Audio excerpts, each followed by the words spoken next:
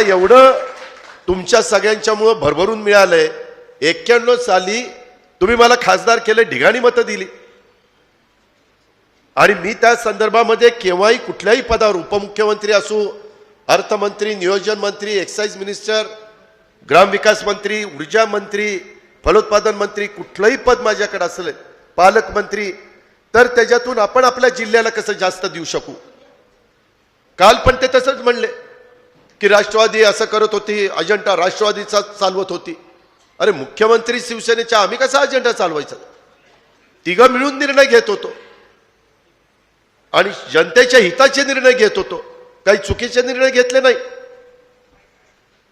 तुम्ही मला दाखवा 2.5 वर्षात दादा तुम्ही चुकीचं सांगताय, हे चुकीचं घडलं।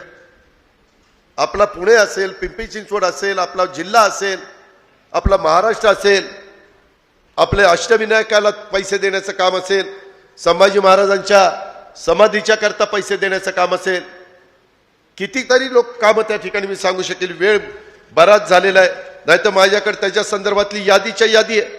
अर्थसंकल्पामध्ये विकासाची पंचसूत्री त्या ठिकाणी दिलेली होती। ह्या सगळ्या गोष्टीचा विचार माझ्या दौंडकरांनी ह्या निमित्तानं केला पाहिजे। आणि मित्रांनो, मी आज जाहीरपणे तुम्हाला सांगतो, आप्पांच्या म्हणजे रमेश आप्पांच्या, आप्पासाहेबांच्या, ह्या सगळ्यांच्या साक्षीनं सांगतो की कुठल्याही बाबतीमध्ये काम करत असताना मी तरी आहे तोपर्यंत मी त्याच्यात राजकारण येऊन देणार नाही। ज्याच्यामध्ये दौंड तालुक्याचं, दौंड शहराचं हित असेल त्याचंच आम्ही त्या ठिकाणी पाठपुरावा करू, त्यालाच आम्ही प्रोत्साहन देऊ, त्यालाच पुढे नेण्याचा त्या ठिकाणी प्रयत्न करू।